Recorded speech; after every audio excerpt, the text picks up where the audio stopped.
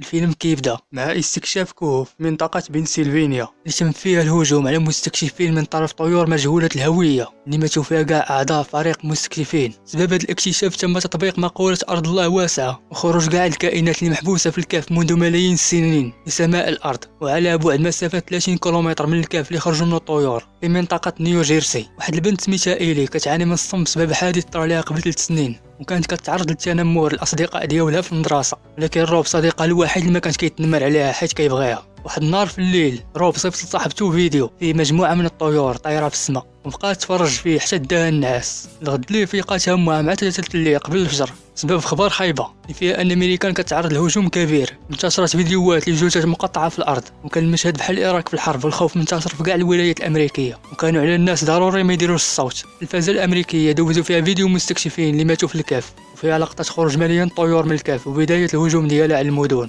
ديك اللحظة هي اب إيلي وصاحبه بلين قرروا يهربوا من المدينة ديالهم قبل ما توصل لهم هاد المخلوقات وتقتلهم، وجدوا ريوسهم باش يخرجوا من المدينة وداو معاهم الكلب ديالهم. نفس الوقت كان الخوف مسيطر على الناس في امريكان، لدرجة ان مجموعة من الناس كانوا محبوسين في تراوماي ومعاهم تربية كيغوت ما بين يدين الام ديالو. لكن للاسف قرروا ياخذوا من الولد يرميو خارج ترامواي باش ما تهجمش عليهم الطيور، لكن حنين الام كان اكبر على ان تلوح فلذات كبدها خارج ترامواي. للاسف طردوها من الترامواي وولدها مازال كيغوت ما بين يديها بسبب صراخ طفلها. طردتها المخلوقات وقتلاتها هي وولدها. هي وعائلته كانوا مسافرين، سمعوا في الراديو ان هناك حالة طوارئ في اغلب المدن، طايح اكثر من نايض وعدد القتلى في تصاعد. هما في طريقهم وقفوا في ستاسيون باش يعمروا ليسانس في الطوموبيل. خرجت إيلي ومعها الكلب من الطوموبيل، فجأة خرج لهم شي حد وهز السلاح عليهم من ورا الطوموبيل اللي كان مستاسيون حداهم. كان تيهددهم بالمكحله باش يعطيو السوار ديال الطوموبيله ديالهم يهرب بها حتى هو من المدينه. وفجأة بين صاحبه هي تيرا قرطاس من بعيد على الشفار في رجليه، والكلب حتى هو بدا يعض فيه. في الاخير بدا الشفار يتمسكن حداهم باش يمشي معاهم، لكن خلاهم ومشاو بحالهم. وهما في الطريق قراو في الاخبار من الطابلي ديال إيلي خبر اطلاق اسم فيزيبس على المخلوقات،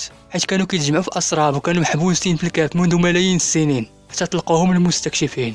لقاو كاع الطرقان مغلوقه في طريقهم، وكان لازم عليهم يشدوا الطريق المحفره وسط الغابه. وهو في الطريق بدين كان سايق فجاه خرج في قاطع من غزلان متوحش، خلاو يخرج على الطريق وتقلبات به الطوموبيله. هي في ديك اللحظه جرى عند صاحبه باش يعتقو، بدين ديك الساعه كانوا رجليه واحدين ما بين الحديد ديال الطوموبيل. هي قال لي انا غادي نمشي نجيب المساعده ونجي لعندك دابا. بمجرد ما رجع هي ومراته للطوموبيله ديالهم كان الكلب غير راسو كيندح على شي حاجه، وفجاه مخلوقات الفيزيبس هجمات عليهم بقات كتجمع عليهم. ديك اللحظه بلين بقى كيتيري القرطاس باش يجذب المخلوقات لجهته، وانا قرر هي يخنق الكلب حيت هذا هو الحل الوحيد باش يسكت الكلب. هي في اخر اللحظات ندم مع الحال قرر يحل الباب ديال الطوموبيله ويطلق الكلب في الخلا. نفس الوقت كلمات القضيه، ولكن باقي مخلوق الفيزيبس معلق في شجره فوق طوموبيلتهم، وهنا تاكد هي بانه ما يقدرش يكمل طريقه. الطوموبيله ديالو نزل منها باش يشعل العافيه في طوموبيله بلين باش يتجمعوا عليها المخلوقات، لكن بمجرد ما نزل جدات هي اللي بدات تكح، جبدات الرابوت ديالها واستعملاته، لكن للاسف صوت الكحان كان كافي باش يجذب ليها مخلوق من المخلوقات. هي في ديك اللحظه شد حديده ولحها بعيد،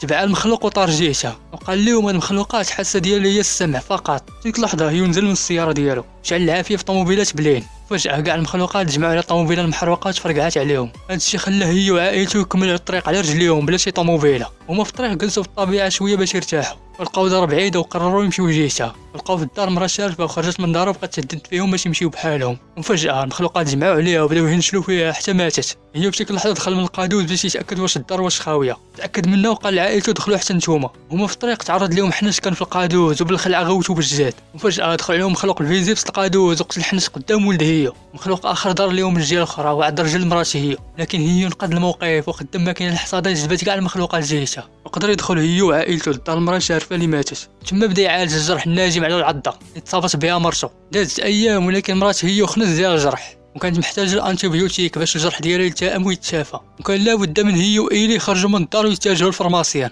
الطريق لقاو فرماسيان مهجور، وحاول هي وايلي يدخلوا من الباب اللوراني. بداو يقلبوا على مضادات الحيويه وقدر هي يلقى الدواء اللي باغي. فجأة دخلت عليهم 3 المخلوقات اللي حاصراتهم، وهنا هي طاحت عليه فكرة اللي هي خدم الرشاشات ديال العافية اللي في السقف. صدقات ليه الفكرة وخرجوا سالمين، وما راجعين تلاقاو مع الكاهن ديال الكنيسة في الطريق، حاول يعرض عليه التجمع الديني ديالو يسمى تجمع الصامتين. لكن هيو رفض حتى يتكلم معاه وخلاه ومشى بحاله، وكان القص ما عندوش لسان. من بعد مده زمنيه هيو طلب من نافذه ولقى القص في الجماعه ديالو خارج الدار ديال هيو، وكان طلب القص ينضم ليهم. واكثر من ذلك كان باغي البنت حيت هي شابه وباقا ما بلغاش حسب الاقوال ديالو. هيو سعر وتصدم وخرج من الدار وهز زعيم البندقيه وهددهم بها باش يفوتوا عليه عائلته وبنته وتخلعوا ومشاو بحالهم. ديك الليله ايلي اخيرا وصل ميساج من عند روب تيقول لها بانه غادي يمشي للملجا في الشمال. سولاتو على البلاصه فين كاين هذا الملجا، لكن الكونيكسيون تقطعات والرساله ما وصلاتش. في نفس الوقت سمعت تخرشيش على باب دارهم، لقاو بنت صغيره حدا الباب، دخلوها ودفاوها، شافوا عليها علامات ضرب حدا فمها وخلاوها تفتح فمها. الصدمه لقاو لسانها مقطوع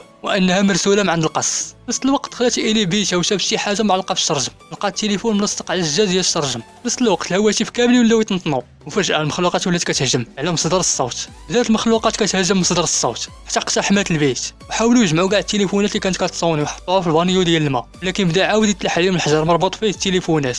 قال لهم هيو نزلوا للدار السفليه على ما نشدش راجم باي حاجه. بمجرد ما نزلات ايلي وجداتها للدار السفليه كانوا شي وحدين كيتسناو ايلي باش يختطفوها من الدار، لكن جداتها حارباتهم وشدات فيهم وغوتات بالجاد، وهنا هجموا كاع المخلوقات على جداتها. ضحات براسها على ود بنتها ونقداتها، ولسوء حظ هيدي هددوا عائلتها بقات لبنتهم الا ما خطفوهاش. بمجرد ما بعدوا على الدار هيو ومراته هجموا على الخاطفين، قدر هيو يقتل القص وحتى اللي معاه. الغد ليه هيو وعائلته جمعوا شطايطهم وشدوا الطريق للشمال. هما في الطريق لقاو كتابات على الحوائط كدير على طريق الملجا اللي كاين في الشمال في البرد ديال بصح، حيت مخلوقات الفيزيس ما تقدرش تعيش في البرد. واخيرا قدروا يوصلوا للملجا وقدروا ينقذوهم. نرجو الاعجاب بالفيديو والاشتراك بالقناه ليصلك الجديد لاحدث الافلام، تعليقي من صوتي الخاص، وشكرا.